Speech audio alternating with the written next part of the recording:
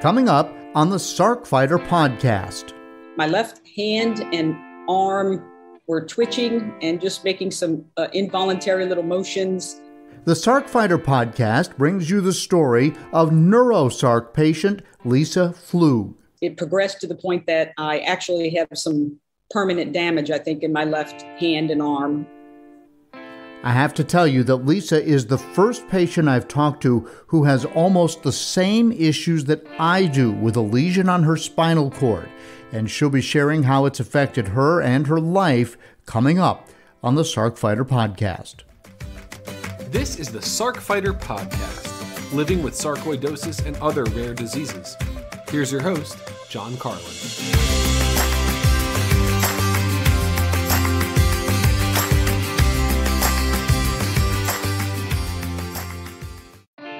Hello and welcome. This is episode 46 of the Sarc Fighter Podcast, brought to you in part by a grant from aTyr Pharma. I am your host, John Carlin, a fellow Sarc Fighter. I do this podcast to offer all of us, all my fellow Sarc Fighters, hope and help you connect with other Sarc patients so you can kind of hear their stories and understand how sarcoidosis affects their lives, and hopefully that helps you understand what you're up against and what you need to do to maybe overcome, whether it's the disease or whether it's the effect of the medicine or both, and they can both be very dramatic, as you know, if you're here in the sarcoidosis space. So welcome. I do hope this helps. I'll tell you a little bit about Lisa. She discovered the podcast when she was Googling around. She was looking for information on the disease, which she hasn't had. She's had it for about a year as I'm speaking now, trying to figure out how bad it is or isn't when someone tells you you have sarcoidosis. And I would call her an optimist and an energetic person. She is, believe it or not, a federal employee who helps the Navy figure out in a roundabout way whether there is danger lurking near any of our ships. That's pretty cool, right? I think it's amazing, and she's got a degree in mathematics, and I guess that's what it takes to do that kind of thing. She'll talk about that a little bit in the interview coming up. And so, but I do want to bring your attention to the previous episode of the Sarc Fighter Podcast, which was my interview with aTyr Pharma's president and CEO, Dr. Sanjay Shukla. aTyr, it looks like, is on the verge of a breakthrough for a new Sarc medication, and that would really be the first medication pointed straight at sarcoidosis. There's some medicines out there that we all use, prednisone, methotrexate, those types of things, but those are sort of medicines or therapies that have been developed for other diseases, and oh, by the way, they sometimes work for sarcoidosis. Let's try that. This is a drug right now just called aTyr 1923, which is designed and has been designed from the very beginning to fight sarcoidosis itself. And after patient trials of 30 plus people, I want to say 37 people, it has proved to be very effective and more effective than the group that just received the placebo or thought they were getting the drug but weren't. And so Dr. Shukla talks about all of that in the episode just prior to this one. And if you are looking for a back episode to go listen to, or you want to find out more about what's going on, I would definitely recommend that you go back and listen to that episode, because that is groundbreaking stuff. It's as I speak right now, that information has only been even public for less than a month. And so you kind of can be on the cutting edge of what's coming next. And they've got one more round of trials to go. And if that works as well as what they've done already, then yeah, we could be on our way to, I don't want to call it a cure for sarcoidosis, but it certainly could be a great help to a great number of people who suffer with this disease. Okay, so I will be talking again with Lisa coming up in just a few minutes. A reminder, first of all, the Sarc Fighter song is Zombie by Mark Steyer and his band, the White Hot Lizards. He is a Sarc Fighter, and you can hear his story back in episode 12. Not only is he a wonderful musician, but he was a pretty good hockey player, and all of a sudden he couldn't play hockey. And he talks about what happened to him and how Sarc gradually took over his body, and they found out what was going on, and that all of that sort of inspired him to write the lyrics to this song, which he then recorded with his band, which is based in Alberta, Canada, the White Hot Lizards. And whenever people download that song, there's a small fee, and the proceeds from that go to the Foundation for Sarcoidosis Research. Occasionally, I post the whole song at the end of the podcast, so you can hear the whole thing, because you just hear bits and pieces of it as I use it to move us through the various segments here in the podcast. And I want to share with you a quick story.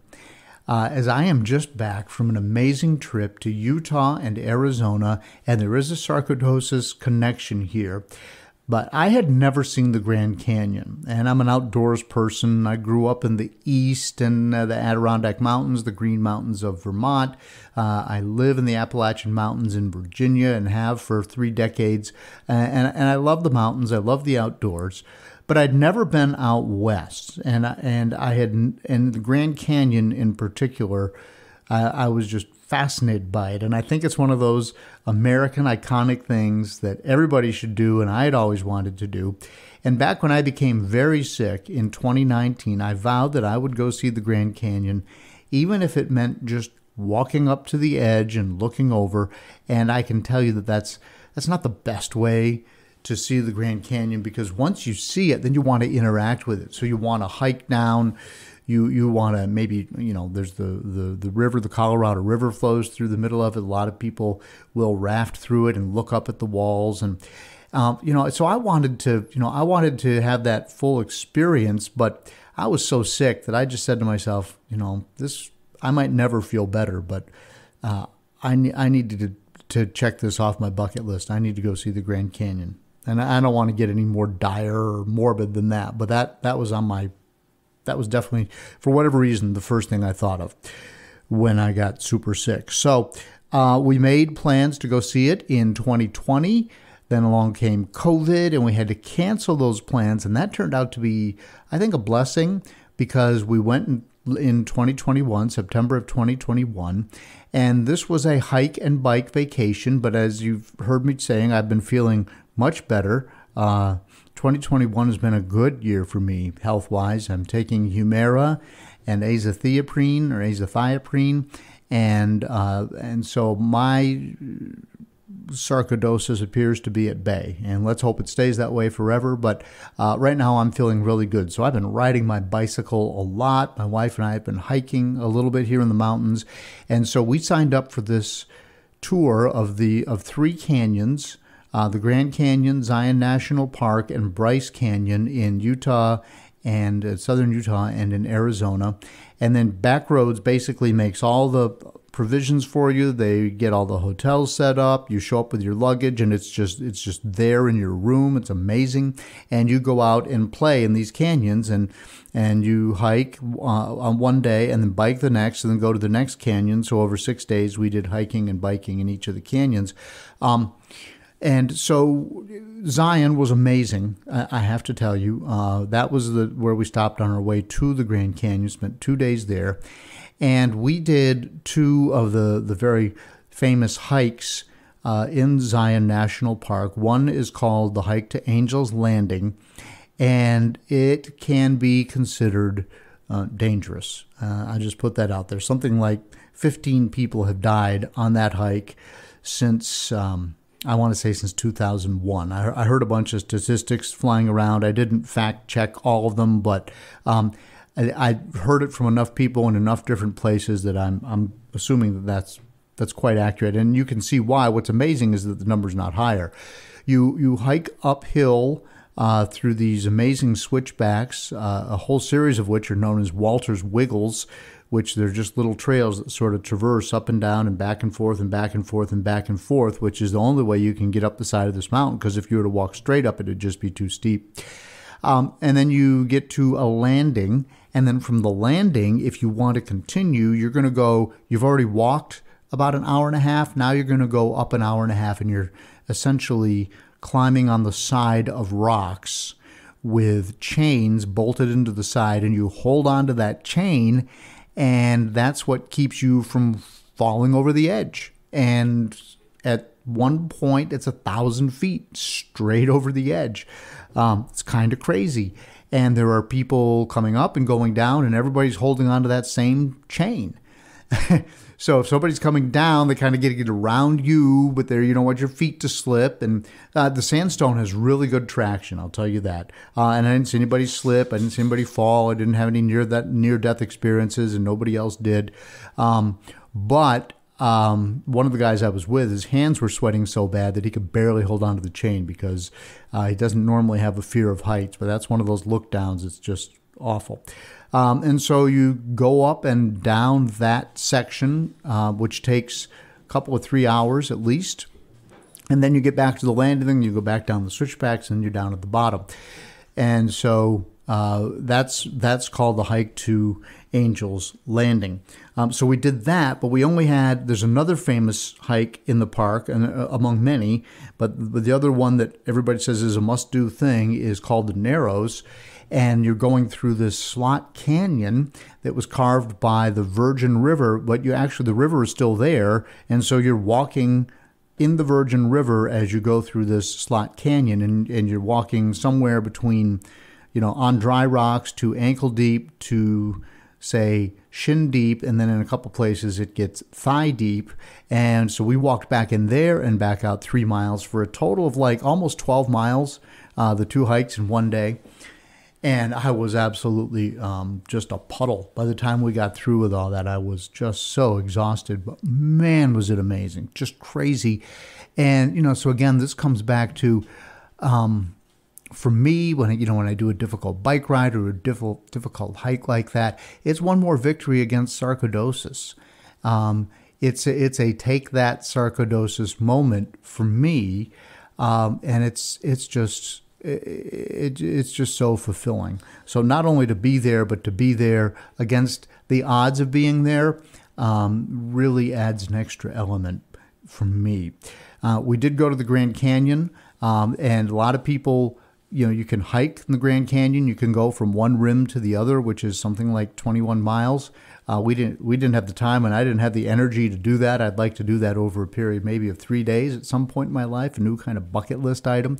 But we did do the mule ride we did about 2 miles down into the canyon, again on these switchbacks, and I was riding this mule named Shirley Bell, and my legs were very glad that Shirley Bell was doing the walking instead of me that day after the hiking that we'd done in Zion. And so we got to interact with the Grand Canyon. We stayed in the lodge on the North Rim, and they have built that lodge so you can have breakfast right there, and you are at a table. Think of a picnic table cut in half, and you're sitting on one side, and on the other side of what would have been the picnic table is the edge of the Grand Canyon. So if I had spilled my coffee, it was going to fall into the Grand Canyon. It's that close. And that was just spectacular. We watched the sunset. We watched the sunrise. We did the mule ride. And we were doing sort of minor bike rides on the off days from the hiking. By minor, I mean like a 20-mile bike ride, 17-mile bike ride, easy, flat ground, not difficult. A lot of people riding e-bikes.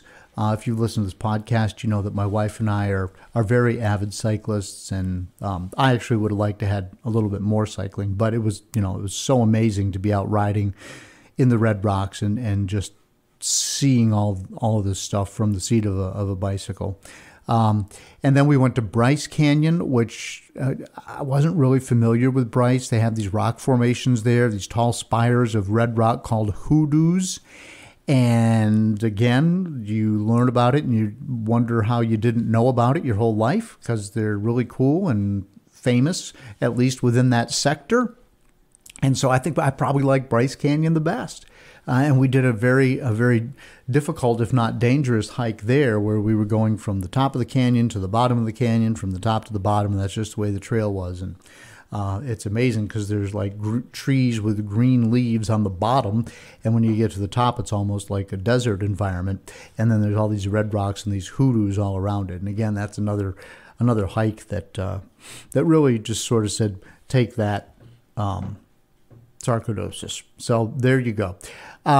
That's I just wanted to tell you about that. And I probably would have shared that with you in the last episode, but the breakthrough that Sanjay talked about, Dr. Shukla, I just didn't want to dilute all that message with some of my personal triumphs or anything personal for that matter. I wanted to keep that podcast focused on that.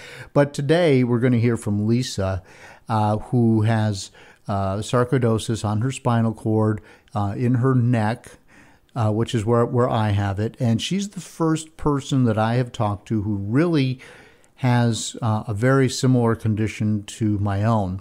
And she is diagnosed at 56 years old, 55 years old, which is pretty much when Sarc decided to attack me. And it was just amazing to hear, what she is doing and how she's been able to overcome it. But she's dealing with this first round of prednisone. She's now on Remicade, which is something that's often prescribed.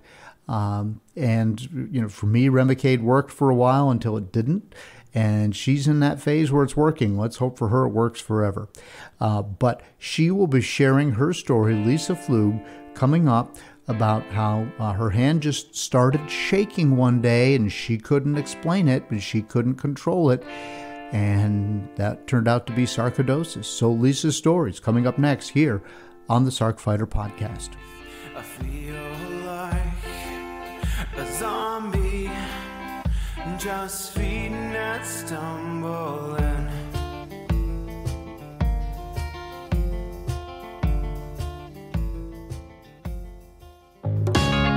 Hi, I hope you're enjoying the Sarc Fighter Podcast. You may be wondering, what can I do to help? How can I be a part of the sarcoidosis solution? It's simple. Make a donation to KISS, Kick In to Stop Sarcoidosis. 100% of the money goes to the Foundation for Sarcoidosis Research. Look for a link in the show notes of the Sarc Fighter Podcast. Hello and welcome back to the Sarc Fighter Podcast. And Lisa Pflug is joining me now from Mississippi. Lisa, welcome to the podcast.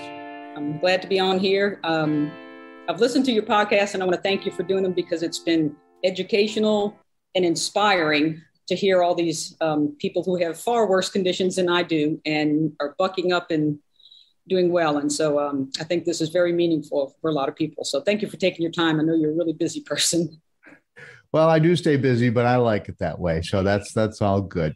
So you and I have very, very similar conditions. In fact, this may be a conversation for me that is closer to anything I've ever had with anybody in the Sarc space who is suffering the same sort of neurosarc symptoms that I am.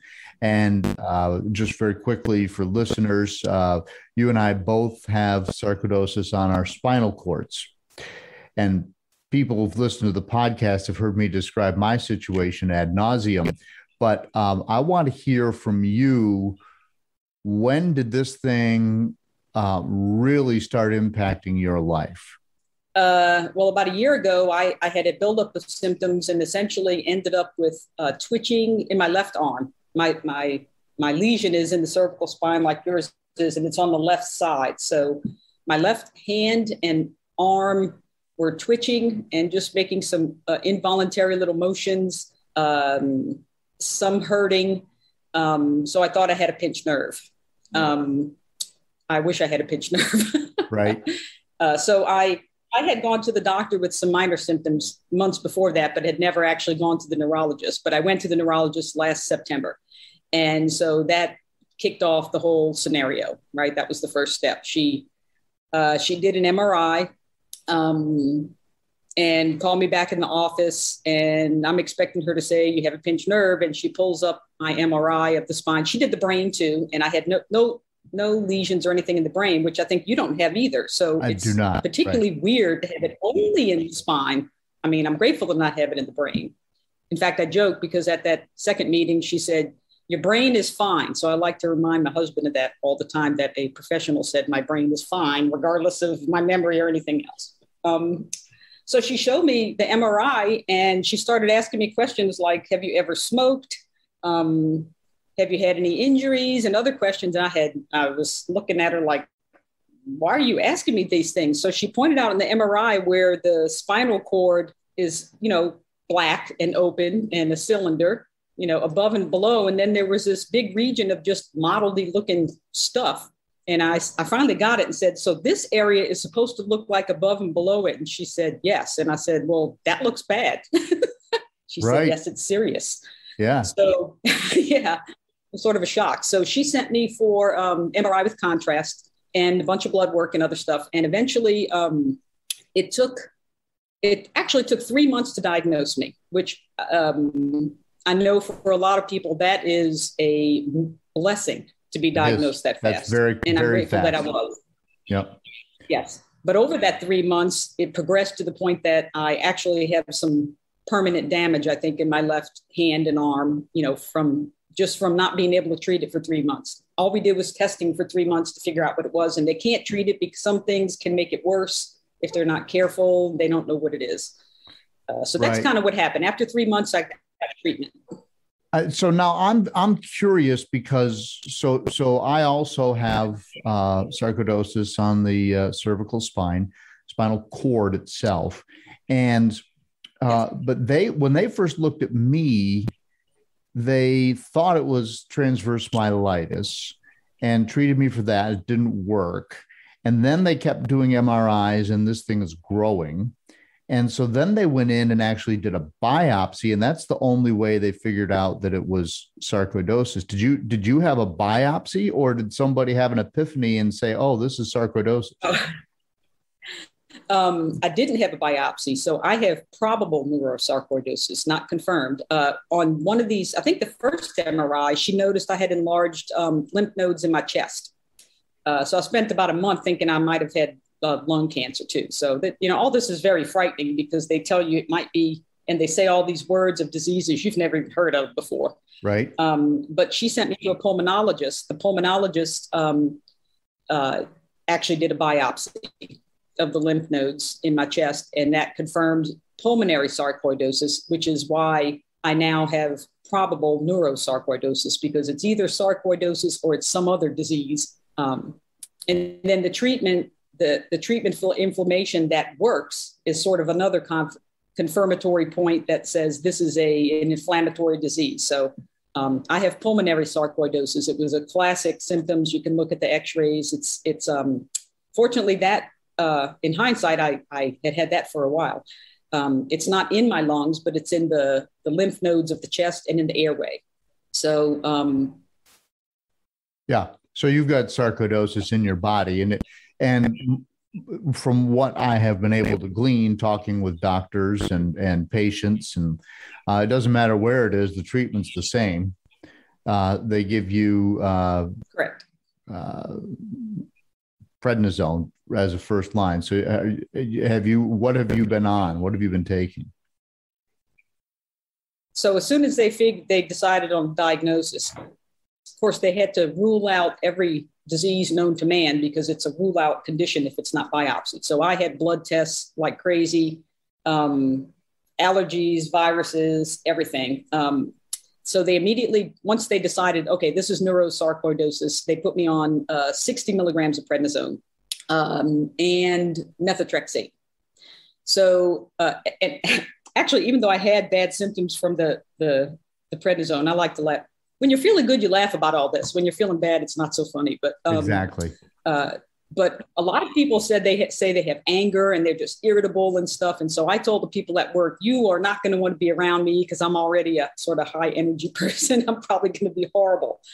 But I didn't have excessive irritability or anger or short temper. I had about 2 or 3 weeks of feeling high, like, woo, I feel great. I guess after feeling bad for so long, I had low energy for over a year.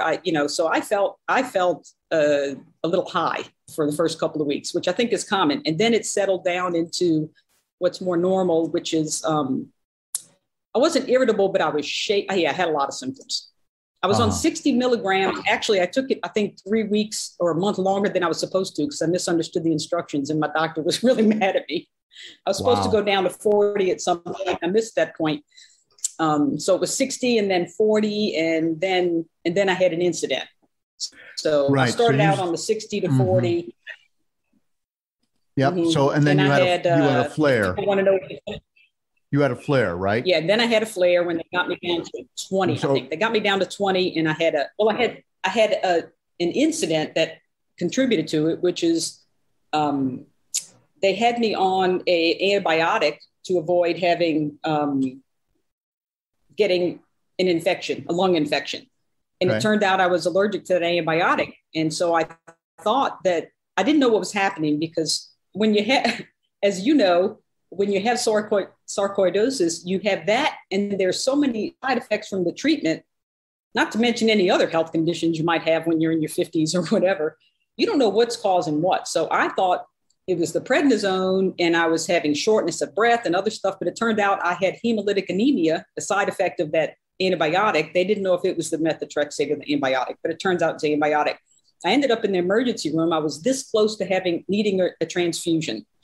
They took me off of the antibiotic, and fortunately, within 1 week, my red blood count kind of came up a little, so I didn't need a transfusion. But it took me about a month to two for my red blood count to come up. About a third of my red blood cells had gotten killed, so that meant I had to go off the methotrexate. So that was a little interruption, and then that's when I had the flare up. Was having to stop the methotrexate, and the prednisone was a little lowered, and then I had a flare up and got transverse myelitis to boot, which I was confused about. But I had gone to a neurosurgeon. He explained to me that I had two things going on. I have the lesion, the Sarc lesion in the spine, but I also had a swollen spine from the cervical down to the, down through the thoracic.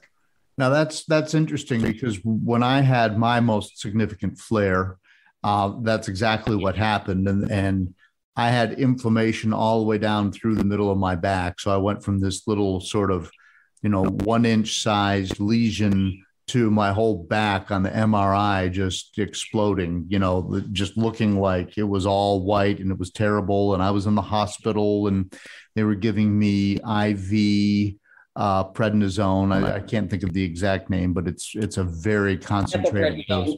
Say it again. It's methylprednisone.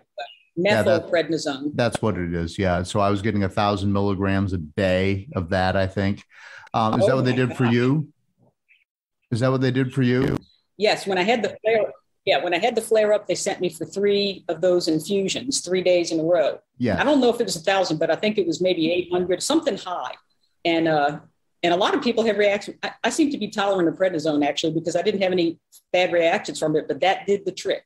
They gave me that, and then they started Remicade. So it's kind of like I went from get the normal treatment and we'll step through, try the methylprednisone, the lower stuff of the chart. There's a chart online that they step through as prescribed treatment. Yep. And because it's so serious at that point, I was starting to feel a little wonky in my hips and legs, and that was scaring the heck out of me because, well, it's just scary. So they went on that and Remicade, because at that point that was, I think, in March. So this had been going on for 4 or 5 months, and they had never gotten it under control. I had seen a tiny bit of improvement from the 60 milligrams prednisone, but really not hardly any. So that the oral prednisone really wasn't doing, and methotrexate really weren't doing much for me. It wasn't until 3 months later. And of course, in the meantime, you're getting damage to your spine, right? The longer the nerves are compressed or whatever, the worse it is. So, but yeah, the IV prednisone and the Remicade started to work pretty quickly, and and I've been getting better ever since. So I'm doing very well under this treatment. Yeah. So you're now taking Remicade as your primary line of defense. Right. And they've decreased the prednisone from very slowly this time. She decreased it from 20, from 40 to 20. And then I was going down tiny steps to 5. I did notice a little bit of return of symptoms once I got to 7. So it kind of worries me. Yeah. So I sometimes, from what I can tell, looking at the research, which is pretty minimal in this area, it's just little spotty studies. Maybe a third of the people with this might have a one-time occurrence and then they are better. I'm suspecting mine's going to be chronic like yours is, which is because every time they lower something, it kind of just starts to come back. So 5 milligrams of prednisone, I'm on hold, and I get 2 more Remicades every 8 weeks. And then she said the plan is if I'm still stable, I'll get MRIs. Then she'll start to decrease the Remicade. Well, good luck with that. Yeah, that worries me, and I'm not sure what to do. because they say every time they decrease stuff, it comes back. Right. But the goal, I understand the goal is the treatments are so dangerous and the disease is dangerous that they just try to balance them. Right. So, it's, and it's every doctor has a different sort of approach, and that every patient is different. So, and where are you getting your treatment? Which hospital? Is it just a local doctor, or are you at a Sarc center? No, I'm going to a local hospital. I have a local rheumatologist as my doctor. Of course, I have a neurologist and a pulmonologist and other doctors, but a rheumatologist is treating me. She's only had a few other neurosarc patients, so this is a little bit out of her specialty. And I have talked to you about going somewhere else, but I can't fly, can't wear masks. So I would have to drive 16 hours to get to the nearest specialty center, which I may do at some point, to just get advice, with the idea that maybe if I go once, they can do a long-term consultation and I get local treatment. Right. Well, the doctor is doing, I think, following the playbook for sure. Right. And was it hard to get approved for Remicade? No, I'm a federal employee. Insurance? I mean, I pay no, I'm a federal employee and I have great insurance. And that is one of the medications that by brand name is allowed. And I didn't have a problem, thank goodness. I know, because a lot of people do. And I've had some maneuvering to get some stuff done, but I've really been blessed in that I have been able to get every treatment I needed when recommended. Awesome. So, so right now, you see your body makes 7 milligrams of prednisone by itself every day. So 7 seems to be the magic number. So once you get below 7, other patients have told me, and I've actually moderated a whole conversation with the Foundation for Sarcoidosis Research on the topic of prednisone. So I feel like, and I wouldn't call myself an expert, I'm just sort of repeating what I've heard, but and what doctors have told me is they've gotten me off prednisone. That once you get below 7, that seems to be a magic number where you might start getting some sort of reaction. So I'm not surprised to hear you saying what you're saying, but the fact that you're on the Remicade is sort of backing it up, I think, is all good. The thing that happened to me with Remicade was it started elevating my liver enzymes, and they had to take me off of Remicade. So the Remicade was working, but the side effect. Well, it was working, and then I had a small flare. I started feeling a lot of extra tingling in my hands. I went to see the doctor, and they did an MRI. He said, yes, you are having a small flare. Let's up the dose of the Remicade. And when they did that, my liver enzymes went haywire, and he said, well, yeah, we can't do Remicade with you anymore. So your body actually formulates an immune response, and the Remicade stops being effective in some patients. So, and I happen to be one of those patients. So hopefully you're still kind of going through that process. Hopefully that won't happen to you. And you know, you'll continue to be great and everything will be fine. But, you know, it was at that point when I felt like, well, let me go see a doctor who, you know, knows all the ins and outs of this, because really all they treat is sarcoidosis patients. And you know, my doctor, like your doctor, was doing all the right things, doing all the normal things, and I had no complaints. It was just, I started getting really freaked out. You know, and I know at some point you get nobody really knows what to do. Right. And you and I don't really know what to do, and it's sort of experimental. So you want somebody. Yeah. Yeah, and you're breaking up just a little bit, but we'll just keep rolling here. But I just want listeners to know that we do have a little bit of an internet issue here, but not bad. So you're a federal employee. What do you do? Yeah, I'm a mathematician, and I work for the Navy. A mathematician. Underwater acoustics. Okay, so I mean, what do you do? What do you do as a mathematician? Not a lot of math, thank goodness. I work on a database. I work on underwater sound from ships. right? The Navy wants to know how noisy the ocean is so they can do certain things. And so I work on ambient noise in the ocean. So I sit in front of a computer all day, basically, if I'm not in meetings or talking to people, and work on computer modeling, calculations, creating digital products that go out to the Navy. If that's an explanation that makes sense. Now, I mean, typically I think of the Navy, so I think of defense. And so I would have thought you wanted to know how far away a submarine was or a potential threat and that kind of thing. Is that, so are you separating that Yes. from the ambient noise? Is that what you're doing? Yes.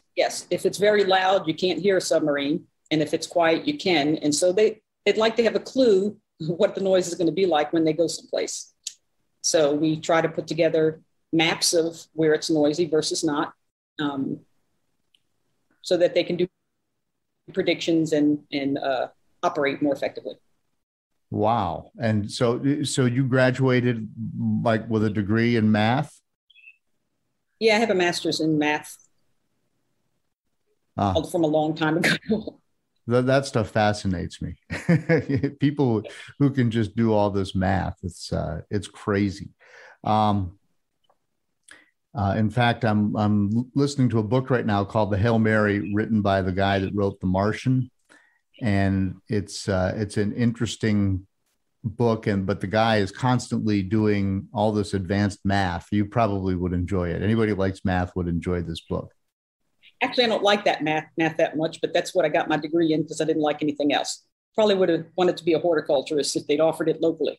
But fortunately, I don't do a lot of math at work so much. It's more computer programming, understanding logic, solving problems. So I'm not sitting there doing numbers and working on equations all day long. It's not what you might think it is. Right. Gotcha. So I don't think there's a lot of people who have jobs doing that unless they're designing unless they're working for the space program and designing rocket trajectories or something. Exactly. Yeah. Okay. So that's interesting because you are also an artist. So, usually math people are not associated with art. It's sort of the opposite spectrum, but you've sent me some pictures that you've been painting. Did you start painting because of sarcoidosis and as a way to deal with it? No, I have no artistic ability in my opinion, but I've always been fascinated by painting and how somebody can make something look 3D. So there's tons of stuff on YouTube and videos online. And I started watching artists painting. They'll film themselves just for entertainment. And at some point I decided I wanted to try it. So about 3 years ago, I got out some craft paint and a piece of paper and just said, let me just give it a try. And I decided to buy a few supplies and get started. So I've basically been, so I'm very interested in the whole process of painting and color theory and other things. So it entertains me. I started painting. So I've been painting for 3 years. And I'm so grateful that the problem I have is in my left hand and not my right. And I'm terrified that my right hand's going to go one day and I won't be able to paint because it's my primary hobby now. And I really am enjoying it. So that's been fun, but it is a good distraction and other things. I used to garden, but I don't garden so much anymore. Uh-huh. So a lot of the people that I interview just lose all their energy when Sarc shows up and they get on prednisone and so forth. That hasn't happened to you? Oh yeah. This perkiness you see now, this is me being normal. Come here, Dixie. This is normal me. I haven't been normal for almost a year. That's why it's easy to look on the bright side. But before I was diagnosed, I was having bad fatigue and other things. And I thought I was just getting old. I would do things I would normally do. All of a sudden, I went to go paint a room. And within 20 minutes or 30 minutes, I was out of bed to go take a nap, literally. I couldn't pick up twigs in the yard. I would have to go take a nap. And I thought, man, this just hit me like a brick. I had no idea getting old could hit that fast. Well, in hindsight, that year or two of that no energy was probably the sarcoidosis kicking in. I just didn't know. And then once I was diagnosed, since then, I have had some serious chronic fatigue. That is a problem. I'm in a good space right now. I think the Remicade really helps. But yeah, I've went through months of just not feeling enough energy to do anything. And I really hate that because all the other symptoms can be very bad, but when you don't have any energy, you just get depressed. I didn't even feel like doing painting.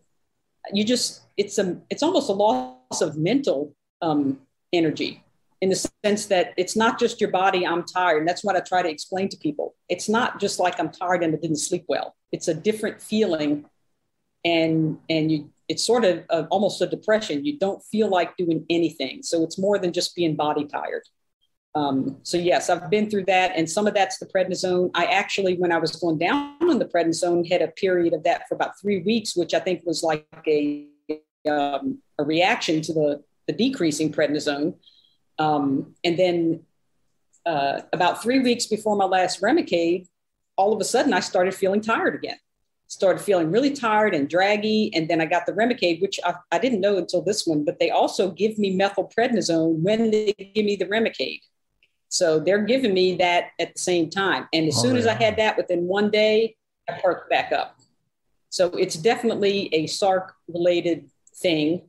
And I can see where that alone is disabling. I plowed through work. I had to take some time off work. I was telling people I was so tired. I told my boss that if you come in here and see me laying on the floor, don't be shocked. If it's so bad that I can't function anymore, I'm just going to have to take a nap. And your boss was okay with that? I think that's a coming and going. Well, yeah, because I've told him everything I'm doing. And it was either I couldn't go to work otherwise. You know, I was not functioning. I told him I was at 80%. Pretty much all of last year, I was at 80% functioning level at work, which is still pretty good for me because I'm pretty productive. But they knew I was going through all this and I couldn't help it. And I could either work and be a little less productive than normal or just stay home. And I had stuff to do. So even now, people don't think anything's wrong with you because you look fine. You know, as I've heard your other guests say, you know, it's a little kind of odd because no matter what you tell people, still instinctively they think you're fine. But even now, sometimes in the mornings, I have uncontrolled yawning. Like I get to work and the first part of the day, I might be yawning like big gasping yawns that you can't hide that are embarrassing right in the middle of a meeting. And that might happen for a couple of hours. And then I perk up in the afternoons. So it's always been this in the mornings, it's hard for me. And then I perk up in the afternoon. And I think that's just a side effect of the disease, sometimes the medications, but I just tell people I can't help it. I feel guilty like I'm lazy. I've heard other people say that. I feel guilty for being so lazy, but I can't really help it. Yeah, I know. If you're a motivated person and you're used to just being active and busy, and then all of a sudden, it's like I couldn't walk past the couch for a while without laying down and taking a 20-minute nap. It would help a lot, but it wasn't even like it was an option. You had to do it. Yeah. And you're like, who is this? And so my neck was hurting real bad all last year too. I had the problems with my arm and my hand is probably my worst problem. But when I was having all that flare up, the spot on my neck was hurting every day. And I think that pain wears you out too. So by the end of the day, I was coming home a couple of days. I came home and went straight to bed to take a nap after work because I was so worn out and just hurting. And so, I'm terrified about the future and the fact that these medicines don't work forever and other stuff. But just right now, it's like I'm a different person. I'm not who I was 2 or 3 years ago, and I never will be. And so there's a little bit of a grieving loss, right? I know everybody else feels this. So I'm just echoing what I've heard from other people. And there's a little bit of a grieving and loss that you just are not the person you were. I can't do, and I don't feel trustworthy. So if I normally would go out and do something, plan to go far away, or do something, I'm scared to plan anything because I never know how I'm going to feel. Or if I'm going to go do something, I think, well, like my church went to help people with Hurricane Ida recovery, and I didn't go. Partly because if I get there and I only work for 30 minutes or an hour and then I'm worn out, I don't really know I just can't do stuff I did 2 years ago physically. My strength, my left arm is weak.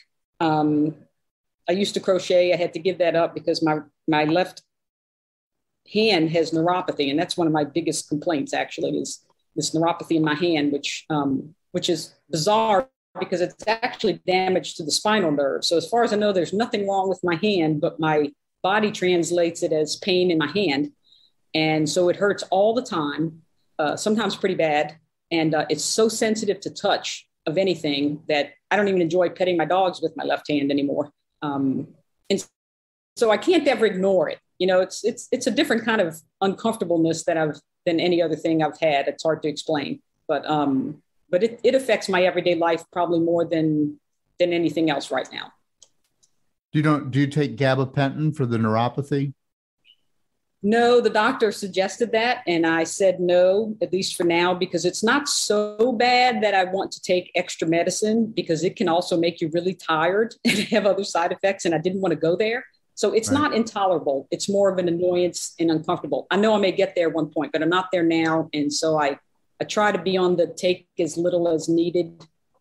It's also a confounding factor, right? When she subscribed it, I was still having symptoms, and I didn't want to confound any understanding of what was working and not working in my treatment. Yeah. So okay. I just you're taking that mathematician. It's that mathematician approach. It's that logical approach. You know, you got an equation working here. You don't want to add another variable, right? Exactly. And one day when I was asking probably too many questions, I feel bad for my doctor, because most of her patients probably aren't like me. But I do a lot of research, and I come in and I have questions and I want to understand. And one day she told me that the prednisone was making me hyper intellectually stimulated. And really? Me and my friends all laugh at that, because everybody who knows me says, you're always that way. She just doesn't really know that you're always this way. I said, no, it's not the prednisone, it's the me. So have you considered seeking or have you gone to to talk to a professional to kind of walk you through the depression of the life lost and that sort of thing? Counseling of any kind? No, my GP suggested that, and I declined, because I'm actually handling it much better than I would think I would. And the truth is, I'm really not having a problem. Like, I'm not depressed now. I worry, and I'm sure when I have another flare up, I might, but I'm not to the point that I feel I need that. Okay.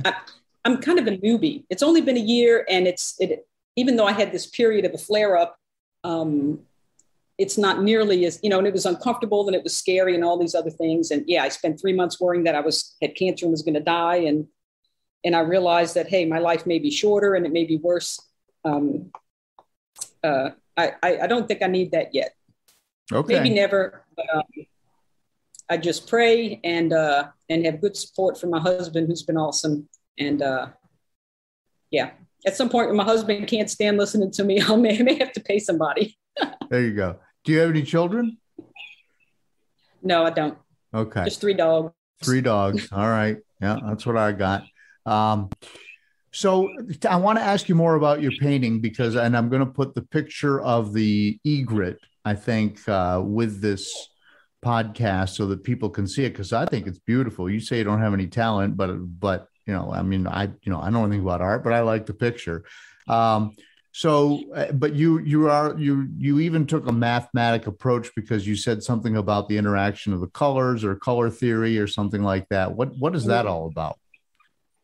Well, I just like color because it's pretty, but also when you have contrasting colors, something doesn't look bright unless it's next to something that's darker.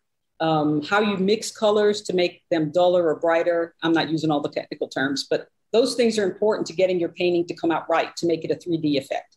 So when I started painting, before I painted, probably like most people, I thought it's just color by number. You just put a color in the spot and that works, but there's a lot more to it than that I didn't know about. And so it's the layering of the colors. They have some transparency. So learning all these things that I'm not going to go into has been part of the fun, learning them and learning how to employ them in a painting to make something look kind of 3D. So I guess I'm a realist. I've tried to do abstract just to show you what a nerd I am. A friend of mine wanted a nice abstract painting and I tried. I cannot do abstract. I am so meticulous and detailed. I will get down into one little spot and paint on it for 2 hours without even thinking. So I tend to gravitate toward realism. So I want to get that 3D effect, and there's certain tricks you can employ to make that happen. And color theory is one of those. Like distant colors, when you look at the mountains, which we don't have here. But if you look at mountains, they're sort of like a blue, a sort of shape, you know, a amorphous blue and not very detailed. You have to put that in your painting to get some perspective. So you're tricking the eye into seeing something 2D as 3D. And I think that's just amazing that you can be painting and it looks like flat and 2D. And all of a sudden you just add these one or two little things and you go, oh, it's 3D now. I just find that amazing. Obviously, I get excited about it. So I'm glad you enjoyed looking at the painting. Yeah, no, I think it's amazing too. But I think that's got to be great therapy. I mean, if you can spend 2 hours just working on one little dot, that's 2 hours you're not thinking about sarcoidosis or other problems in your life. Yeah, and I really try to have a good attitude now because I know I'm going to need it in the future. So I'm sort of practicing, you know, looking at the bright side of things and just trying to make it a way of life. And I said, well, if my right hand gets messed up, which it might, because I actually got a few little symptoms in my right hand when I had the transverse myelitis, and that scared me. But I said, if it gets that bad, I may become an abstract artist, not on purpose, but maybe it'll be so bad. That's what we'll call it. Or maybe I can paint with my toes. Oh God, you are definitely a bundle of energy. Yeah, this is well, not always, but yeah. I'm also I just like to make people laugh. You know, it's always nice. But I've lost about half of my hair, which I know for women, guys may not care, but for women, well, maybe they do. I had a little thick head of hair, so much that I hated it. So now that I've lost half of it, I actually like it better because it was sort of an even loss, not spots. But it was it is a little concerning, you know, when it first started coming out in gobs. And I don't know if that's the Remicade. The doctor said it could be after effect of the anemia that got so bad or just stress or whatever, but it's still falling out some. And I haven't gotten any bald spots yet, but I'm not sure that's not going to happen. But if I do, I said, well, you know, I'm so grateful. I just try to focus on being so grateful. Like you said, you just want function. If I'm not in pain and I can do stuff, I don't care if I'm bald. That's the opinion the way I'm trying to approach things. If you're not in pain, after you've been in pain for a short while, you know this, after you've been in pain and you're hurting for so long, you have no energy, it feels so good to feel normal. It felt so good to not be a zombie. I hated being a zombie. I like my brain, I like to think, and I hated being a zombie. And it was horrible. I don't want to go back there again. I would go to work and I would I would see something and I'd say, you need to think about that and figure it out. And I'd say, okay, go. And my brain would just go, duh. And it just didn't function. I could not make myself. Yes, I couldn't get through it. It was, and you don't feel like yourself and you're just kind of weirded out. I figured if that's what being a drug addict felt like, I don't know why anybody would want to do that. That is not fun. Right. So. Well, Lisa, I think you're telling a good story. You're early in it. And I hope that they just get this under control and you can just go back to, whatever it is, whatever the damage in your spinal cord is probably, as you said, permanent. Mine is because your spinal cord doesn't repair itself, unfortunately, like other parts of the body. But hopefully it doesn't get any worse and everything works for you. Yeah, I hope so for you too. And if you want to see the contrast, this is like the normal me on a good peppy day. Someday when I'm having a bad day and fatigue later, I should touch base with you and we should do another interview so people can see what the difference is. We might do that. This is not normal sarcoidosis. Might do that. This is not normal sarcoidosis. Yeah. Well, but that's the thing is they call it the snowflake disease because it affects everybody differently. And I got to tell you that I feel guilty right now because I feel good. I felt so bad with everything you've talked about and some of my own conditions for so long. And then this summer, I have felt, more like my normal self. And I've done some adventures and I've gone on, a 100-mile bike ride and, done stuff that I never thought I'd be able to do again. And so I'm on here talking about sarcoidosis and I'm kind of like you right now. I'm in a phase where I feel pretty good. Yeah. Well, I think that's part of it. It comes and goes and you just got to roll with the punches and Yeah, I hope it goes away permanently, but given how hard it was for them to even get this under control, I'm almost certain that this is a chronic thing. And the Remicade will probably run out at some point, and then I'll be on that roller coaster of, we'll try this drug, we'll try that drug. We'll now try these two together or those two together. And I tell people it's basically like, it's trial and error. The treatment is trial and error to basically just keep your immune system from getting overworked. And that's all it is. And I think at that point, as you suggested, I probably will have to go to a specialist to get some advice, just because they'll have different ideas than somebody who doesn't have experience. And I'm hoping that'll be years in the future, maybe never, but I'm certainly glad to be a part of this group and listen to everybody and have touch with, be in touch with you and other people who have a similar condition, because I don't know anybody who has this, obviously. Especially neurosarc is so rare that I'm not sure people who even know me. I bet if I asked them if they knew what was wrong with me, they couldn't even tell me because they've forgotten the word already. Or could never say it to begin with. Or couldn't say it. It took me a long time to pronounce sarcoidosis. Right. All right. Well, Lisa Pflug, thank you for joining me here on the podcast. Well, thank you. It's nice to talk to you, John. Bye. I feel like a zombie, just feeding and stumbling. Lisa and I spoke a little bit after the interview recording. A couple other things she mentioned, which I wish would have come out on the podcast, but she didn't think of it and I didn't know to ask. She said that the prednisone made her feet itch. Has anybody else ever had that? I've never heard of that side effect of prednisone. And she had this anti-itch cream that she was putting on her feet, but she couldn't even sleep at night because when she was taking high doses of prednisone, her feet were itching. And I would love to know if that's something that anybody else has suffered. Also, she says that because her hand is uncontrollable at times, she's clumsy. So she'll go to get change out of her purse and give it to somebody at the store. And she said one day her hand just threw the change all over the room. She couldn't control it. She said that the same thing happened with a coffee mug one day. I think it was empty. I can't remember what she said, but she told me she had the same situation with a coffee mug. She did not look like she had moon face when we did our Zoom call, but she said she had a terrible, terrible moon face. And that was that I think is pretty much past now that she's on a lower dose. She's on 5 milligrams. She did gain 20 pounds, however, and then she said that's not going away. She talked about having fat gather around her knees, and I've never heard of that. Usually you think of your face and the back of your neck and your midsection, but she's got like fat gathered around her knees. Interesting.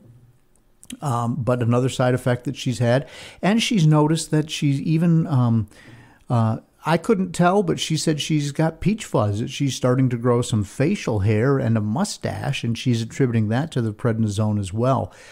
So let's hope all of that goes away and that Remicade continues to work for her. But, the thing about Lisa is she's very upbeat. She's very optimistic. And I think that's the best way and the best frame of mind to have to beat sarcoidosis and to get through these things that happen with these medications. So let's wish Lisa all the best. And I want to thank her once again for sharing her story here on the Sarc Fighter podcast and sharing her journey with us. Please don't forget to go back and listen. There's a couple bonus episodes on Sarc and COVID and another bonus episode on dealing with prednisone in particular. Those were rare opportunities where the Foundation for Sarcoidosis Research got the top experts and some really good, solid patients who have been through some of these things and are very good at articulating it. And we all got together and we had a roundtable discussion. And those turned out to be bonus episodes of the Sarc Fighter podcast. There's links in the show notes. But go back and check those out. And they have been extremely popular, and there's been a lot of interest in those. So check those out. And if you're new here and you're trying to figure out what Sarc is, go back and listen to the very first episode with Dr. Simon Hart of the UK. That is I think the most listened to episode, and he really explains what sarcoidosis is and what's going on inside your body. If you are interested in any of this, or if I've asked some questions about like the itching on your feet, or anything that rings a bell with you, would you please send me an email? Or if you want to be on the podcast, it's carlinagency@gmail.com, and there's also a link to that in the show notes. You can follow the Sarc Fighter on Instagram and on Facebook. And I just appreciate your interest in the Sarc Fighter Podcast. If you like what's happening here, please repost the link on your social media and tell just one other person in the sarcoidosis space, if you can find them. Just tell one other person, hey, have you listened to the Sarc Fighter Podcast? John has some really good guests on there, and I think you'd enjoy listening to them. And also give it a nice review on Apple Podcasts or whatever app you use to find the Sarc Fighter Podcast. Thanks again to Lisa Pflug for a great interview, and let's hope she continues to feel well. Until next time, keep fighting. Learn to suffer, you feel pain someday. Learn endurance, your strength will fade away. Dead man walking, trying to keep up the pace. Dead man walking,